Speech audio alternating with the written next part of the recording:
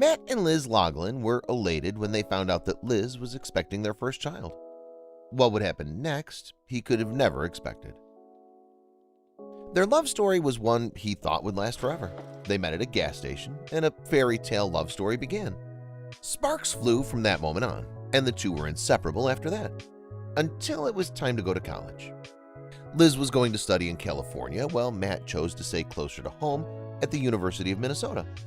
The pair endured a long-distance relationship.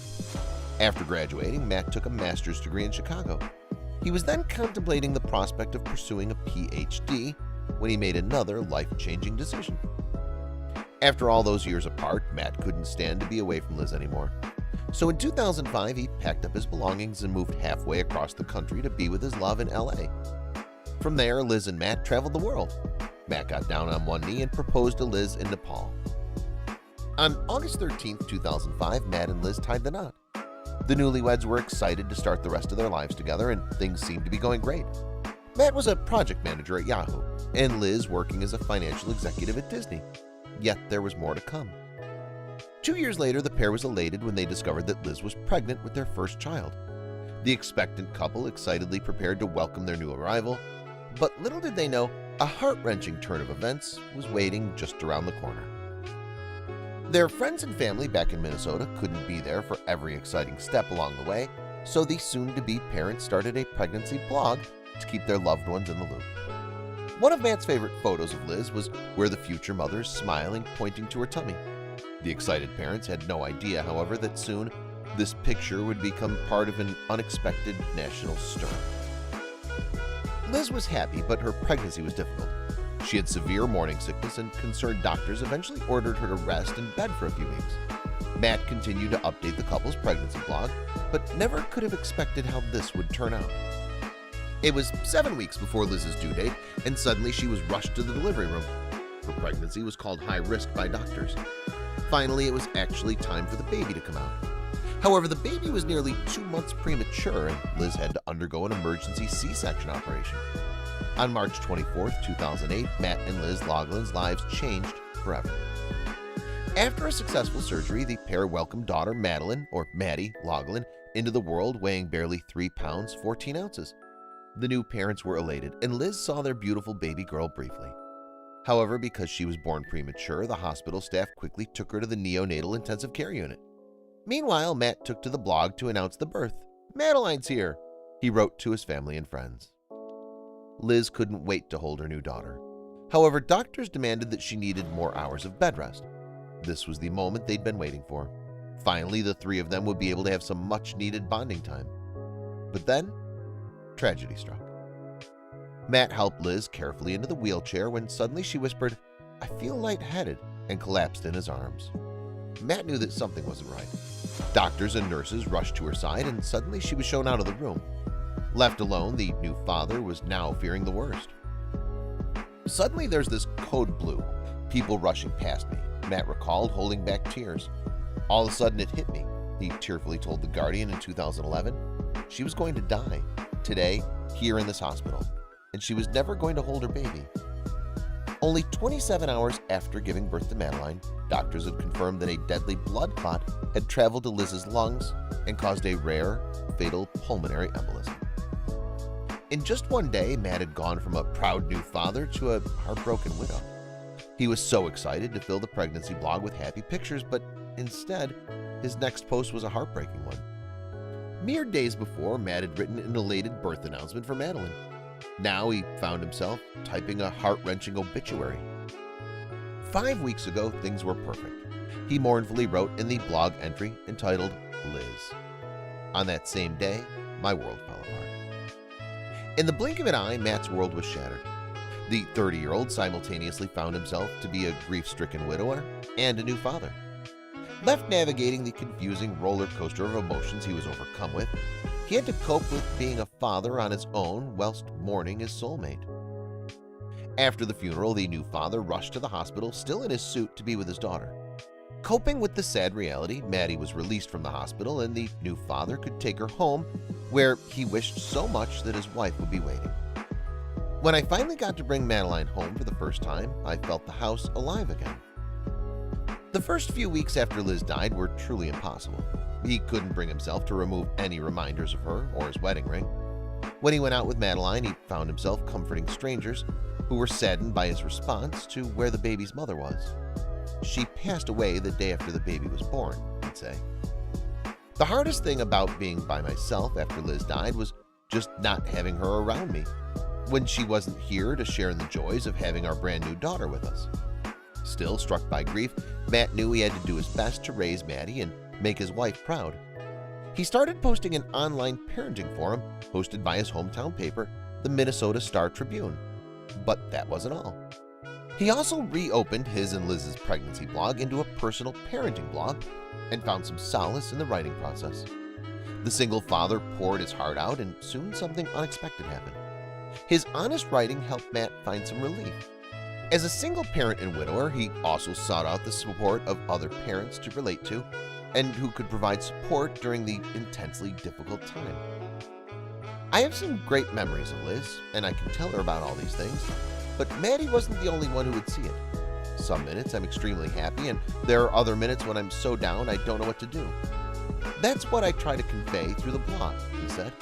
Before long, the blog transformed again into something that would have lasting effects on him and the baby. Matt thought the blog, which was now called Matt, Liz, and Madeline, Life and Death, all in a 27-hour period, would be a meaningful virtual scrapbook for Madeline when she grew up. Yet it became an unexpected internet phenomenon. Matt was receiving useful advice. He had also created a place for other parents in similar situations to relate to one another. In addition, the forum was attracting tens of thousands of page views a day and about 1 million to 1.5 million visitors per month. The blog had produced something inspiring and incredible out of tragedy. It served as a therapeutic outlet and also a place where the single father could get advice from others. The online community also got together for something truly heartfelt. Complete strangers were so touched by his story that they started to send in a variety of items to help ease the pressure of the situation and help the single dad focus on raising his child and dealing with his grief. Matt received toys, diaper bags, formula dividers, and even hair clips after he wrote of his fear of not dressing Maddie in the way Liz would have wanted. They soon received so many gifts. "I never imagined that people would care about us the way they do," he said.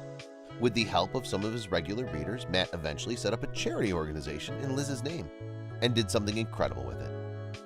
Run by volunteers, the Liz Loughlin Foundation organized fundraising events like 5K walks and runs in her memory. One event raised $4,400 that was intended to go to Matt and Maddie. However, Matt envisioned another way to honor his wife's memory. Matt asked me if it was okay if he gave away all the money that had been raised for him and Madeline to the widows and widowers he had met through his blog, recalled the foundation's co-executive Rachel Engbertson. They didn't have the same network of support, and he wanted to help them. As time passed, Matt Loughlin was struck by how much his daughter Madeline resembled his late wife. He realized that his blogging had not only been vital for his survival, but held a greater purpose. "In many ways, it's a love letter to Madeline and to Liz," he said. Liz will never read it, of course. "I want Madeline to know that her dad didn't just curl up in a ball and start drinking heavily. I want her to know I was out there doing as much as I could for her and trying to make her as happy as I could." He didn't intend to keep the blog active forever. Matt was blown away by the response to his blog and all the opportunities that it presented. Matt and Maddie were now also heavily invested in helping others in similar positions. But the two would soon start on a new path that would again change things in a big way. In 2009, Matt decided to take leave from his job to pursue something unforgettable. With Maddie by his side, the two traveled to India, where Matt wanted to take a couple of months to write a memoir. Matt and Liz had traveled there a year after their wedding, so he wanted to do it with his daughter. Their 2 months there gave him the time and space to write his memoir, 2 Kisses for Maddie, a memoir of loss and love. The book became an instant New York Times bestseller, and there was more good fortune in store. The same year that Matt's book about his first year as a widower and single dad was published, it seemed that love was in the air again for Matt. He started dating Brooke Gullickson, who volunteered with the Liz Loughlin Foundation. The two had met the previous year at one of the organization's annual fundraiser runs. Brooke said she knew nearly instantly that Matt was the one. finally, things seemed to be looking up for the widower. When Brooke moved from Minnesota to Los Angeles to be with Matt and Maddie, he felt the need to post an explanation on his blog. Underlining that he hadn't replaced Liz, he wrote, "But even in my darkest moments, there has been happiness, and with Brooke now in our lives, there's even more happiness." While the couple had initially wanted to keep a low profile regarding their relationship, the word soon got out. However, not everyone was as enthusiastic. While most of Matt's blog readers were supportive, others were more critical and accused him of having swept Liz under the carpet. Brooke conducted an interview with Parenting.com in which she opened up about her thoughts on being a replacement mom. By the summer of 2013, things between Matt and Brooke fizzled. Matt then took to Facebook to confirm in a now-deleted post that the two had gone their separate ways. Although things didn't work out with Brooke, life still had more surprises for Matt, and love wouldn't be lost on him. After the breakup with Brooke, Matt took some time alone. However, rumors began to swirl about him dating Lizzie Molyneux, a writer for the animated series Bob's Burgers. The rumors seemed to be confirmed when the two appeared together at a benefit comedy show for the Liz Loughlin Foundation in the fall of 2016. Nonetheless, inquisitive fans discovered something wonderful. Matt Loughlin and Lizzie Molyneux had largely kept information about their relationship under wraps to protect their privacy. However, fans discovered a wedding website for Matt Loughlin and Lizzie Molyneux. The pair had secretly wed in Palm Springs, California in February 2018. And while Matt Loughlin might prefer to be discreet on his private life these days, his chronicles about Maddie have caught the eye of one particular A-lister. Back in 2012, the Lifetime Network considered making a screen adaptation of Matt Loughlin's book, The Kisses for Maddie, a memoir of loss and love. The plans to have writer Marta Kaufman at the forefront of the TV project, however, didn't materialize. Word started to circulate that Channing Tatum was going to take on a bigger-budget Hollywood film adaptation of the book. The popular actor is said to serve as executive producer and might even star in the pending father-daughter drama. So where does that leave Matt and Maddie? After Matt's experienced more than his fair share of pain, the unexpected path that life has taken him on certainly provided a meaningful and humbling experience. He continues today as a guest speaker at multiple grief and widowhood summits and as a guest columnist for Glamour magazine. And how's Maddie doing? Maddie Loughlin turned 10 years old on March 24, 2018. That date also marked 10 years since the tragic passing of her mother, Liz. In spite of the tragic circumstances of her past, her father and extended family have done everything to surround her with love and happiness. Along with asking her father about what her parents used to do for fun together, there was one question that really choked Matt up. "Daddy, did you hold Mommy's hand when she died?" she innocently asked one day. Matt said he did his best to explain things to his young daughter. "But what I said will never take away what happened that day." Looking back on the exchange, Matt revealed that Maddie knew what he needed to hear and then said, "Daddy, I love you." To which he returned, "I love you too, Maddie."